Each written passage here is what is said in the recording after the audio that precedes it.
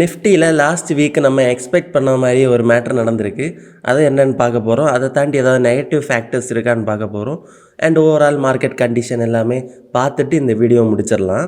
And நம்ம மணி channel பேஜை follow பண்ணாதவங்க மறக்காமல் சப்ஸ்கிரைப் பண்ணி இன்ஸ்டாகிராம் பக்கத்தை ஃபாலோ பண்ணிக்கோங்க. கண்டினியூஸாக ஃபினான்ஸ் சார்ந்த ரீல்ஸ் போஸ்ட் பண்ணிகிட்டு இருக்கேன். கண்டிப்பாக உங்களுக்கு யூஸ்ஃபுல்லாக இருக்கும்.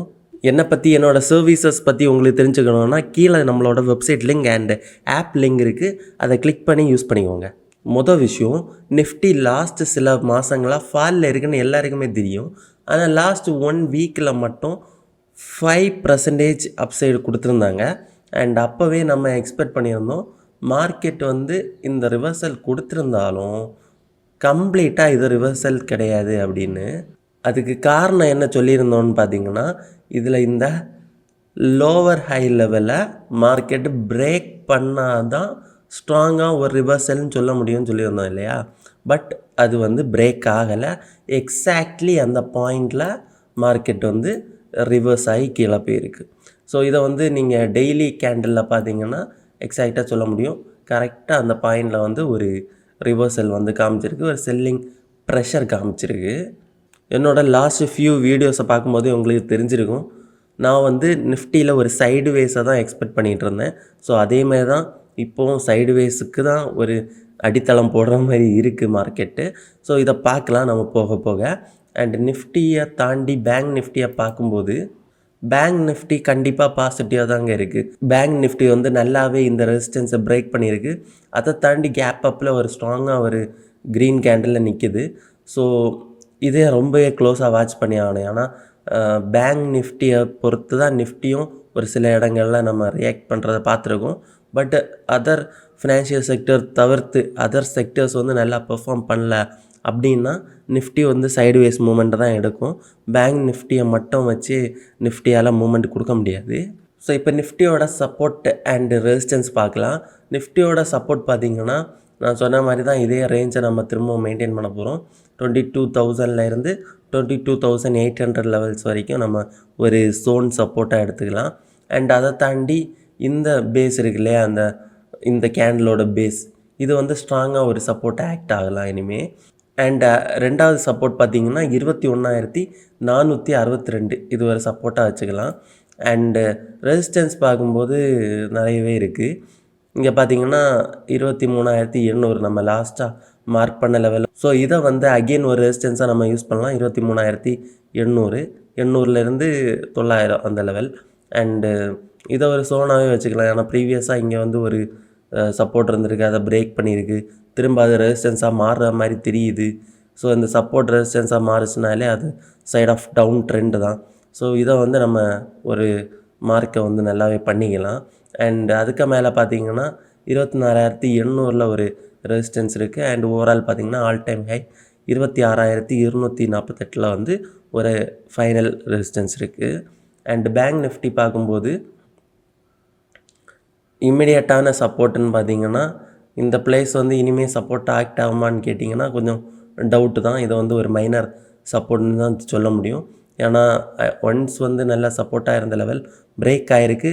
அகெயின் அது ஒரு ரெசிஸ்டன்ஸாக மாறி இருக்குது. திரும்ப அது சப்போர்ட்டாக மாறுமான்னு கேட்டால் ஒரு வாட்டி வேணா ஆகலாம். அதுக்கு மேலே கஷ்டம்தான். இந்த பிளேஸ் ரொம்ப வீக் ஆகிடுச்சு. அண்ட் இதை விட்டுறலாம். இதுக்கு கீழே இருக்கிற லெவல் 47,800 லெவல். ஸோ இது ஒரு சப்போர்ட்டாக இருக்கும். அண்ட் இந்த பிளேஸே ஒரு சோனாக தான் ஆக்ட் ஆகும். நம்ம ஃபஸ்ட்டே பார்த்துருந்தோம். அண்ட் 45,800லேருந்து 48,400 வரைக்கும் ஒரு சோனு நம்ம வச்சுக்கலாம். அண்ட் ரெசிஸ்டன்ஸ் பார்த்திங்கன்னா ஓவராலாக நம்ம ஃபியூ பிளேஸை ஒரு சோனாகவே வச்சுக்கலாம். ஸோ இதை ஒரு ரெசிஸ்டன்ஸ் சோன்னே வச்சுக்கலாம். 53,000லேருந்து 54,500 வரைக்கும் ஒரு ரெசிஸ்டன்ஸ் ஜோன். அண்டு எஃப்ஐஏ பார்த்தா தான் நமக்கு எக்ஸாக்ட்லி மார்க்கெட் எதை நோக்கி போகுதுன்னு சொல்லிட்டு ஓரளவு கெஸ் பண்ண முடியும். ரொம்ப நாளைக்கு அப்புறம் பாருங்கள், எஃப்ஐஐ கண்டினியூஸாக பையிங் சைடில் இருந்திருக்காங்க. அதுவும் மார்ச் 27 11,000 கோடிக்கு பை பண்ணியிருக்காங்க. இது இருக்கிறதுலே லார்ஜஸ்ட் நம்பர், கிட்டத்தட்ட ரொம்ப மாதங்களுக்கு பிறகு. அண்டு டிஐஎஸ் பார்த்திங்கன்னா கொஞ்சம் இடத்துல செல்லிங் ஸ்டார்ட் பண்ணியிருக்காங்க. பட் இருந்தாலும் அவங்க பாசிட்டிவ் சைடில் தான் இருக்காங்க. நிறைய வாங்க தான் செஞ்சுருக்காங்க லாஸ்ட்டு ஃபியூ ட்ரேடிங் செக்ஷனில் பார்த்திங்கன்னா. அண்டு லாஸ்ட்டாக மார்ச் 28 மட்டும் எஃப்ஐஐ வந்து செல் பண்ணியிருக்காங்க. ஆனால் அன்னைக்கு டிஐஐ அதை விட அதிகமாக வாங்கியிருக்காங்க. ஸோ இதை வந்து நம்ம கண்டிப்பாக நோட் பண்ணி ஆகணும். இந்த மந்த் மட்டுமே எஃப்ஐஐ எவ்வளோ செல் பண்ணியிருக்காங்கன்னு பார்த்தீங்கன்னா அவங்க செல் பண்ணலைங்க. ஓவரால் வேல்யூ பார்த்திங்கன்னா பாசிட்டிவாக தான் இருக்குது, 2000 கோடி. ஸோ 2000 கோடிங்கிறது மார்ஜின் தான், ரொம்ப கம்மி தான். ஸோ 2000 கோடிங்கிறது ஒரு பாசிட்டிவும் இல்லை நெகட்டிவும் இல்லை, அந்த ஒரு ஸ்டாண்டு தான். ஸோ இருந்தாலும் நெகட்டிவாக வந்துட்டு இருந்த எஃப்ஐஐ வந்து இப்போ பாசிட்டிவாக மாறி இருக்காங்கன்னா கண்டிப்பாக மார்க்கெட்டில் ஒரு நல்ல அவுட்லுக் வச்சுருக்காங்கன்னு தான் அர்த்தம். அண்டு டிஏஎஸ் பார்த்திங்கன்னா 37,000 கோடி வந்து வாங்கியிருக்காங்க. ஸோ ஓவராலாக இந்த மந்த் ஃபுல்லாக நம்ம உன்னிப்பாக பார்க்க வேண்டியது எஃப்ஐஐயோட ஆக்டிவிட்டீஸ் தான். மார்க்கெட் வேறு நம்ம சைடுவைஸ்ன்னு சொல்லிட்டு எக்ஸ்பெக்ட் பண்ணியிருந்தோம். இருந்தாலும் எஃப்ஐஐஸ் அதிகமாக உள்ளே வரும்போது மார்க்கெட்டோட ட்ரெண்டு எப்படி வேணாலும் மாறலாம்.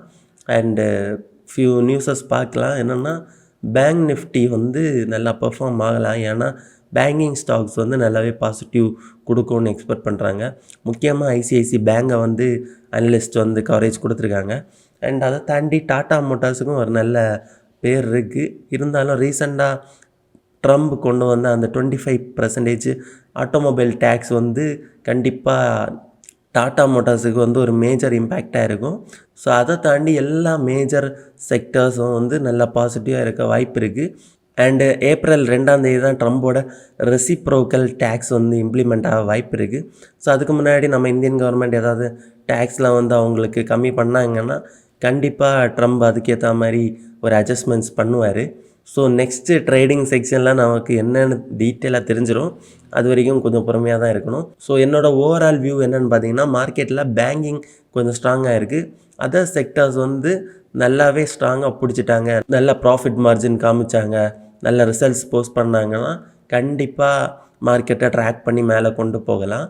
ஆனால் பேங்கிங் ஸ்டாக்கை தவிர்த்து வேறு எதுவுமே நல்லா பெர்ஃபார்ம் ஆகலைன்னா நிஃப்டிங்கிறது இந்த ரேஞ்சுக்குள்ளேயே தான் இருக்கும். அண்ட் பேங்க் நிஃப்டிங்கிறது கண்டிப்பாக ஒரு மூமெண்ட்டு கொடுக்கலாம். ஸோ அவங்களும் இந்த ரேஞ்சு ரீச் ஆனதுக்கப்புறம் கொஞ்சம் ஸ்லோ டவுனும் ஆகலாம்.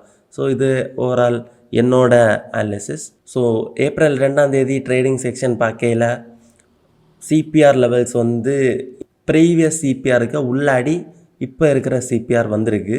ஸோ இந்த சிபிஆர் வந்து பார்த்திங்கன்னா ஏப்ரல் 2 சிபிஆர், நெக்ஸ்ட் டேயோட சிபிஆர்.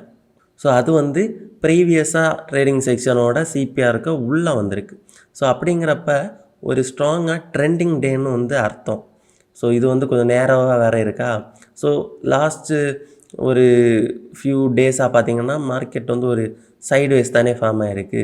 ஸோ அதனால் இது வந்து ஒரு பொட்டென்ஷியல் பிரேக் அவுட்டுக்கான ஒரு அடித்தளமாக நான் பார்க்குறேன். ஏன்னா இதுக்குள்ளாடி இது அப்படின்னு சொல்லிட்டு கண்டினியூவாக 3 சிபிஆர் லெவல் கூட ஒரே பேட்டர்னில் இருக்குது.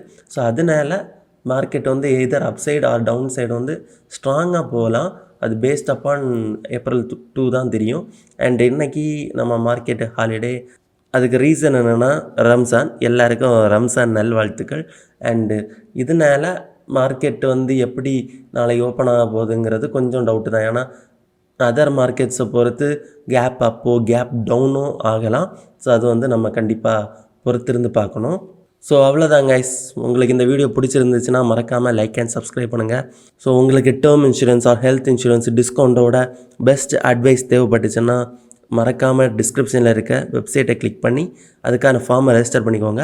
நானே பர்சனலாக உங்களை காண்டாக்ட் பண்ணி நான் வந்து பெஸ்ட் அட்வைஸ் கொடுக்குறேன். ஸோ அதை தாண்டி உங்களுக்கு ஸ்டாக் மார்க்கெட் கற்றுக்கணும், எப்படி ஸ்டார்ட் பண்ணுறதுன்னு தெரியலை, ஜஸ்ட் இந்த மாதிரி வீடியோ பார்த்துட்ருக்கேன், ஒன்றுமே புரியலை அப்படின்னு நினச்சிங்கன்னா மறக்காமல் டிஸ்கிரிப்ஷனில் இருக்க வெப்சைட் லிங்கை கிளிக் பண்ணி நம்மளோட கோர்ஸில் ஜாயின் பண்ணிக்கோங்க.